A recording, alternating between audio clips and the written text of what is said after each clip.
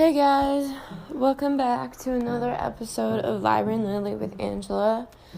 I just finished recording the episode before this, probably about half an hour ago, maybe an hour ago, and I've been sitting with the new information that I got, and so when it came to me, everybody would say, know your worth, you deserve more. And I always told people, I know I am, And see, for me, because my sense of self-worth did not stem from not feeling beautiful or, I worked through that shit. Mine was when I lost my mom. All forms of safety went completely out the window. I mean, back then, of course, as a nine-year-old? Yeah, as a 9-year-old, your perspective of safety is way different than now. But for the longest time, I've been holding on to the guilt of not, going outside next door, because it was dark outside. And, I always felt like I was a coward. I thought that it was my fault because she wasn't there. I thought it was my fault because I was too terrified to leave the house because it was dark outside, And I've been holding on to that for so long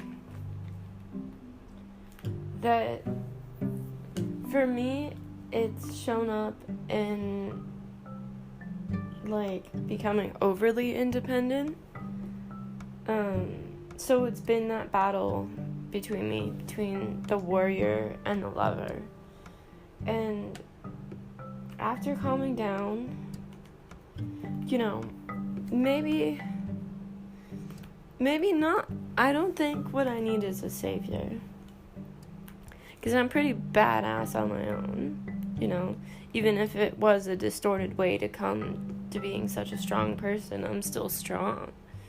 Maybe what I need is truly just, a partner. I'm open to having friends in the future, but for me, I would like a partner first, I would like someone I can start a family with and go from there, I'm not afraid anymore. I don't need to be afraid. I've, even in that situation on Monday, it, again, I proved to myself that I can keep myself safe. I mean, at first I felt kind of dumb. At first I was like, oh, but you made the choice. And then I had to think about it. And I had to take in the different variables. And I had to stop being so hard on myself. Because being hard on yourself, yes, it's punishment. And you think it makes you listen, and it does. It doesn't work very long, though. Whereas I found being more compassionate with myself, being more patient, the slower approach, I guess you could say, has really helped me actually get farther. The more I try to push myself, the more I try to, be a drill sergeant, because I think for me, the reason why I've always rushed through things is, rush to get a job, or rush through all these different things that people told me, because people told me that as an adult you need to have money to be safe. You need to have an apartment to be safe. You need to have a 9-to-5 to be safe. But, yes, some fucked up shit's happened, but I'm still alive, and I'm relatively okay. I've been disillusioned to the fact that I haven't been safe. I mean, I haven't been safe. Like, I'm not discounting that at all. It's just, for me, I need to find new perspectives in order to get myself out. You know, like, I'm still patient, you know, but knowing what I know now, after just processing what I just processed, it makes me more determined. Because it helps take away the question as to what the heck was going on. Because for so long, I couldn't understand it. People would tell me the same thing over and over. Know your worth. Know your worth. And I'd be like, I do know my worth. Like, what the fuck, you know? Like, stop telling me that I, like, think that I'm worthless. It's not that I felt worthless at all. For me, it's been about safety. It's, you know, the ability to keep myself safe, you know, like, so many things outside of myself have come in and taken away my safety, you know, that this whole journey for me, I personally believe, has been slowly building trust within myself to believe that I can be safe within myself, you know, and that for me is like the best thing in the whole entire world, right there.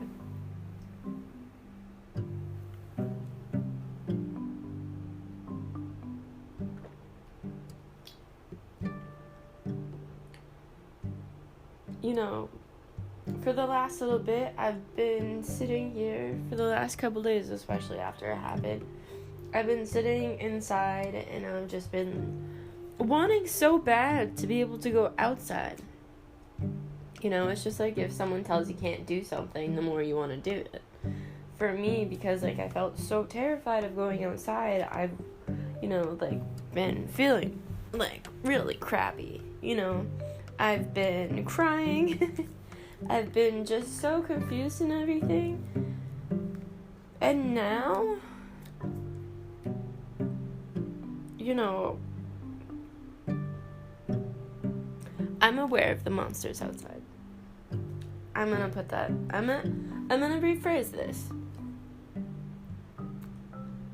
And by saying this, I'm also saying this to the 9-year-old self on the night that my mother died.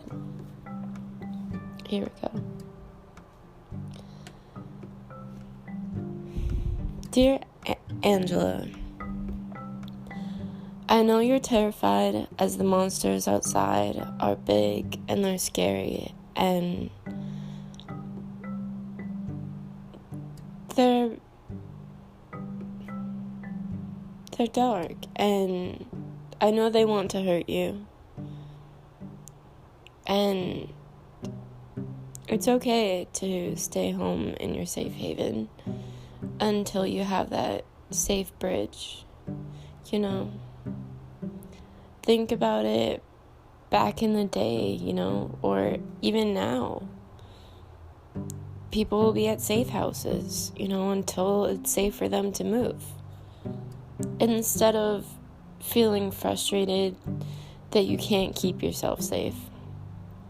Instead of feeling resentment and anger towards your mother for not being here, and to all your family, especially your adoptive parents,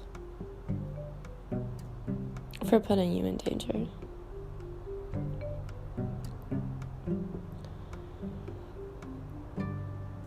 Angela, it's time to release and let go all of that pain you've been carrying.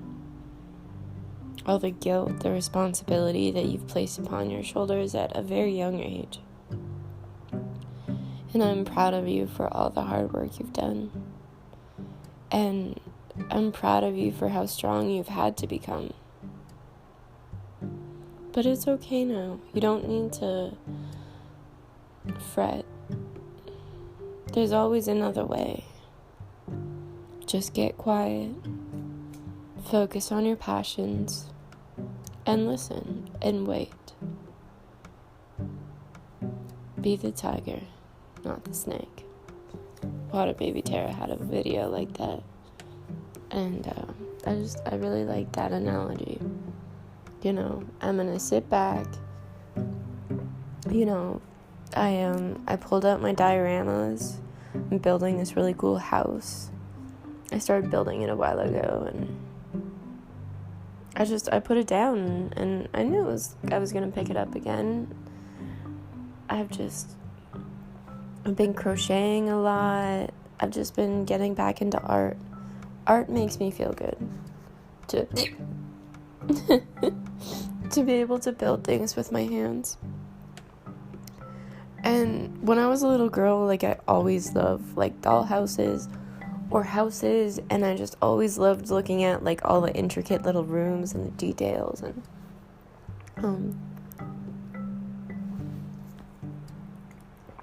that's what I'm gonna do. When I put this, diorama down the last time, I pushed myself too hard to work on it. I should have stopped earlier. But I didn't, and that's okay. Oh, hey guys, I forgot to mention today too. It's April Fool's, and 22 days till my birthday. I'll be 24. 22, yeah.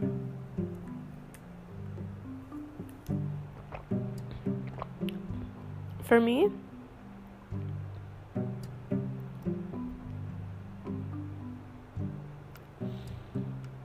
I have this thing where when I start to get closer to my birthday,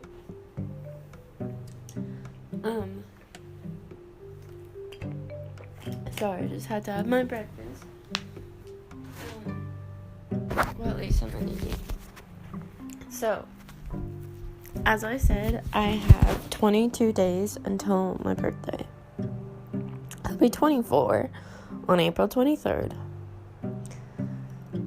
My favorite thing, since I kind of found out about it, the first year I found out about it, I can't remember how it came to me, if it was, a new perspective, or if I heard it somewhere. I apologize, but it was, so I'll use this year as an example. I'm currently 23. There's only 1 year in my whole entire life that'll be 23. And right now, I have 22 days left being 23 for my whole entire life. And I was thinking about it last month too a little bit, and I think when I had on March 23rd, I said I have 23 or a month. And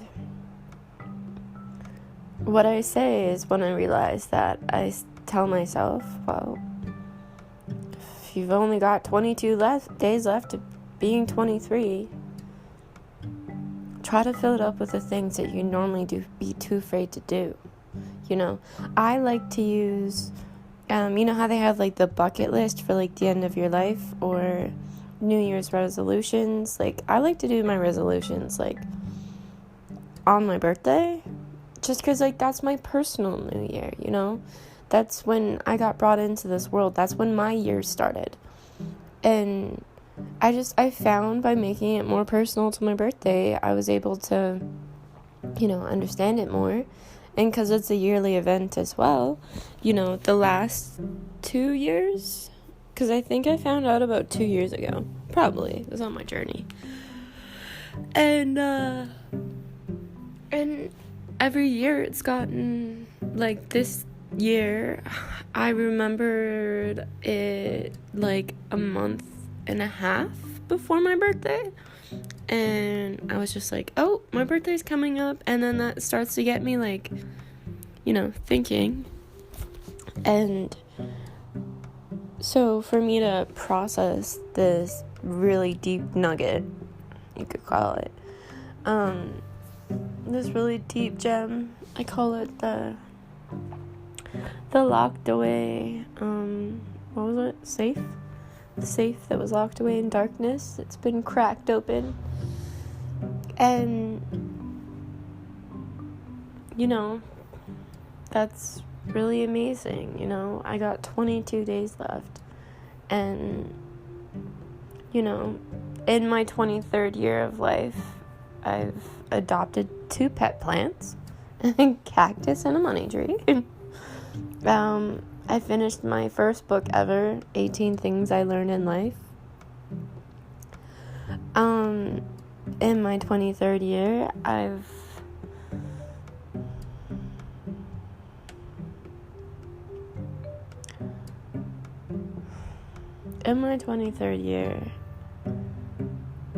I've found a way to come home to myself.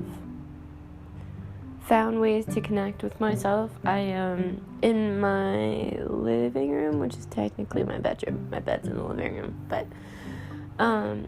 so I have my TV like up in the corner on top of my dresser, because I don't like the TV to be the main focus of the room. And then to the left of it, I just had this like purple painting. It was really pretty.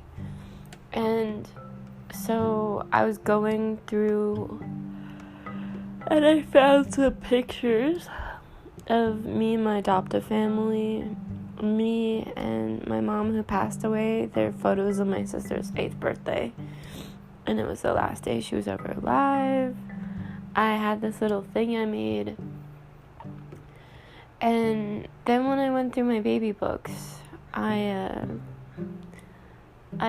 went through like some of the pockets of just different things, and I found some cards from my sister, and then I found some other photos of my other family members, and now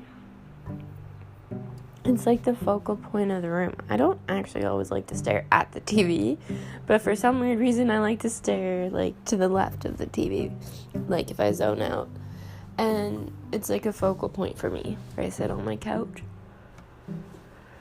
And when I look over at that wall, I'm reminded, you know, I don't have to flip through a photo album. I'm reminded of family, you know, even though some of the people in the pictures have hurt me so much. They're also beautiful memories. Forgiveness is not excusing one's actions, but letting oneself go. Letting you both go. And I think I'm ready to say I forgive everyone in my life, including myself. Because it's not excusing the action, but it's letting us all go.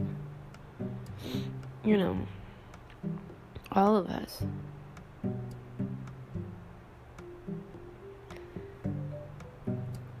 Well,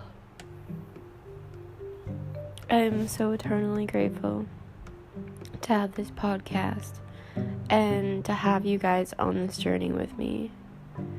And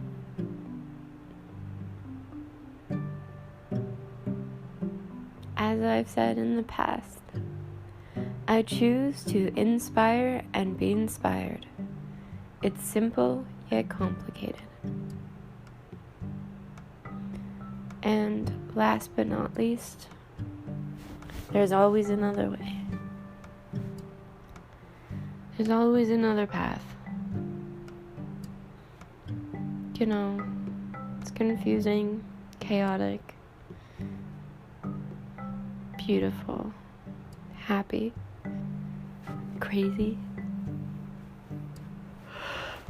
But that is life.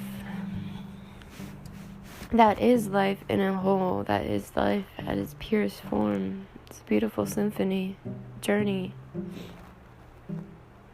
And I wish you the best. Until next time, my lovelies. I love you.